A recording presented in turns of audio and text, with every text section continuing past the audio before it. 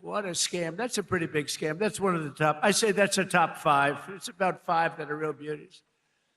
I also announced a lease agreement for $1.5 billion of private sector uranium enrichment facility in Paducah. Paducah.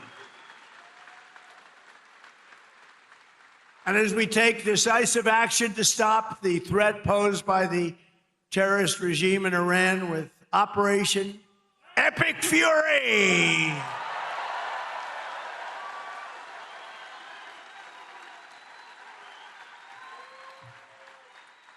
Is that a great name?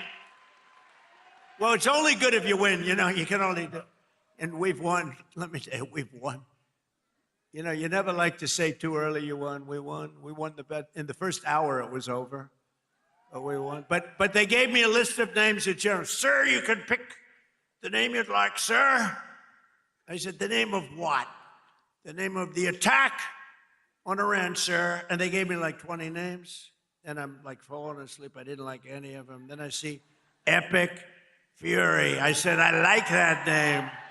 I like that name.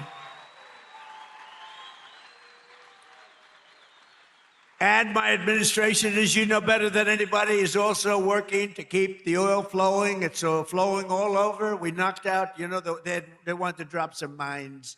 Very friendly people, mines, so boats blow up. And we knocked out as of, you know, every hour I have to change because they knock them out so fast. I've never seen anything. Think of it. They knocked out 54 ships in 2 days, and they're real ships. In fact, I got angry at my people. I said, are they any good? Yeah, they're warships. I said, why the hell did we kill them? Why didn't we just capture them and use them in our Navy? They said they wouldn't have qualified for that. But I got a little upset with my people. I said, why do we have to knock them? And actually, one of my generals said, sir, it's a lot more fun doing it this way. But we knocked out 58 naval ships. We knocked out their Navy, okay? Let's put it that way. But they also knocked out the mine layers. They call them mine layers. They put mines in the water. Lovely job. Isn't that nice? Blow up ships. And we knocked out 31 of them. And, you know, I was very proud of myself. I said, why didn't you use the weapon that we use on the drugs that come in by sea? Do you know that drugs by sea are down 98%?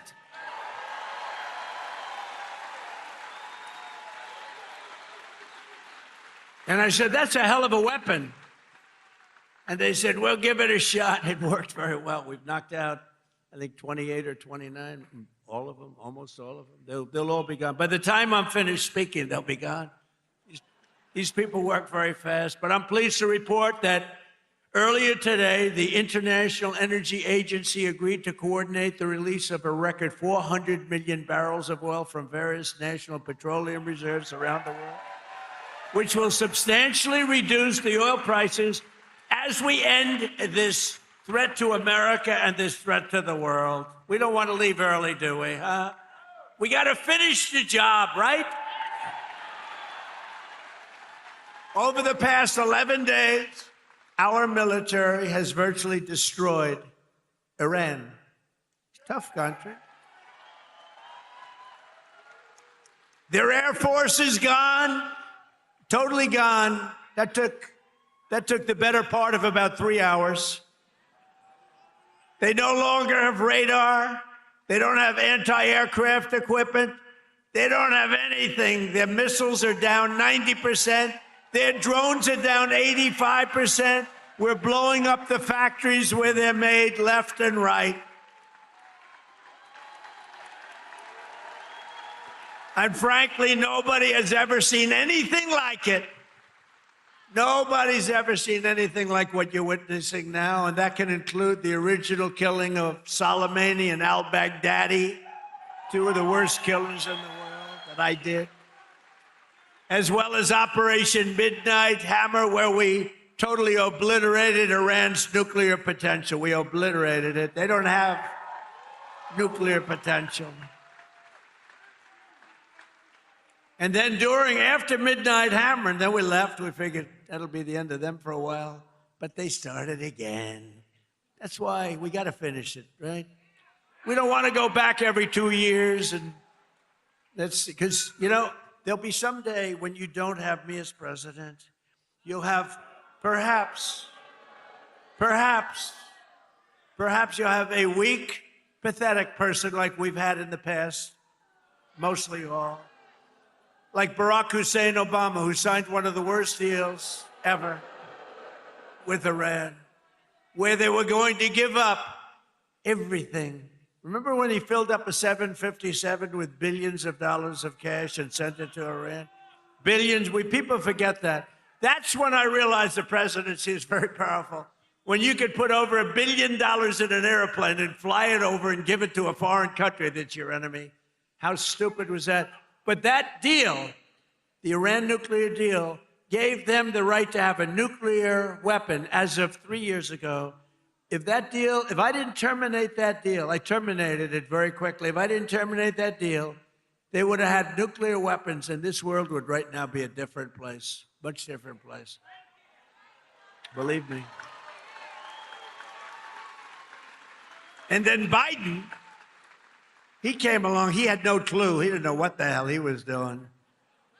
But what they did was incredible. Everything they did was wrong. Think of it. Afghanistan, Biden, Afghanistan. The most embarrassing day in the history of our country. Embarrassing. 13 dead, but hundreds and hundreds are dead I count both sides, I do. I count both sides, sorry.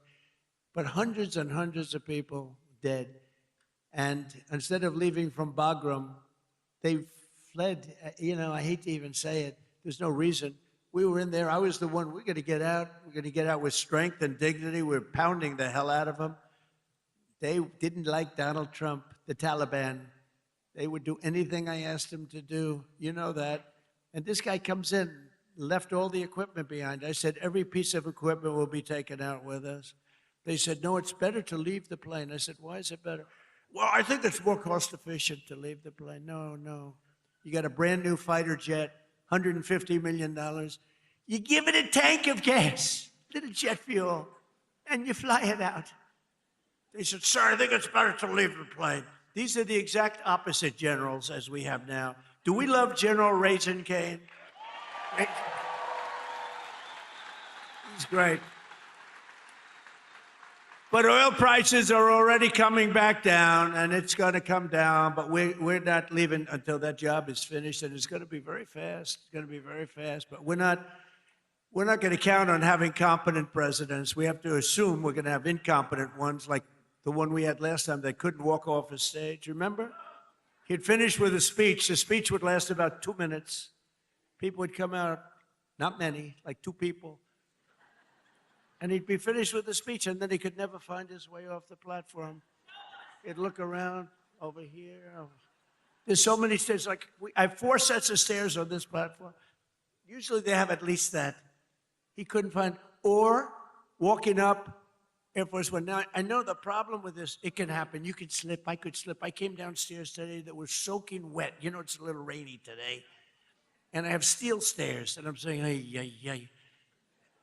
But I do it very slowly. I grab that thing because nobody cares if you set a speed record. The only thing I admired about Barack Hussein Obama, which was nothing actually, but the only thing is the way he bobbed down. Remember, he'd bob. Hey, you talk about unpresidential. He's bobbing, and I couldn't believe that he made it without at least a noticeable major fall. But Biden was the opposite. Biden couldn't even walk up the stairs. He fell 3 times walking up the. And the world watches that, and they don't like seeing it, although they actually do like seeing it, because they say, what the hell is going on? Or when he fell at the Air Force Academy, right? And the general was standing there, could have caught him, but he didn't want to drop the paper that he's holding in his hand. So Biden went down for the count. Now, we have a country now that's respected, and we don't play games, and we have the greatest military, and it's so nice to see. It's so nice to see.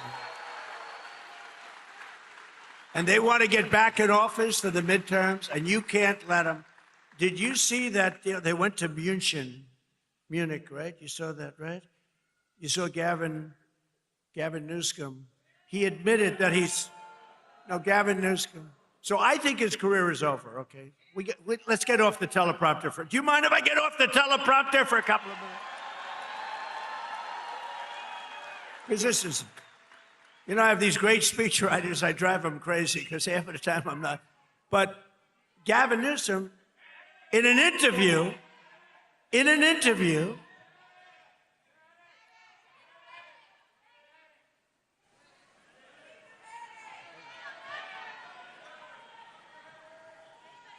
have a doctor in the house, please? Doctor?